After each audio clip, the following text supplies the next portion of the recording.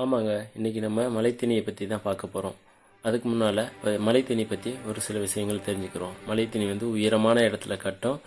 வருஷத்துக்கு வந்து 30லேருந்து 35 கிலோ வரைக்கும் அதிகமான ஈல்டு, அதாவது அதிகமான தேன் கிடைக்கக்கூடியது வந்து இந்த மலைத்தேனியில்.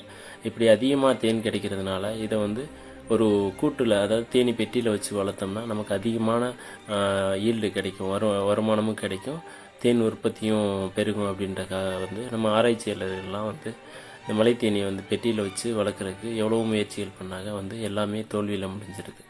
ரெண்டாவது, இந்த ஈக்கள் வந்து 3 அல்லது 4 ஈக்கள் கடிச்சிருச்சு அப்படின்னா அந்த மனிதன் வந்து இறந்து போகிறது கூட வந்து வாய்ப்பு இருக்குது. இப்படி மூர்க்க குணமாக உள்ள தேனீக்களை பெட்டியில் அடைச்சி வளர்க்குறதுன்றது முடியாமல் போச்சு. நம்ம பார்க்கக்கூடிய தேனி பார்த்திங்களா, மலைத்தேனி, ஒவ்வொரு தேனியும் வந்து குறைஞ்சது வந்து 2 இன்ச்சு அளவுக்கு வந்துட்டு பெரிய பெரிய தேனீக்களாக வந்துட்டு இருக்கக்கூடியது. நன்றி.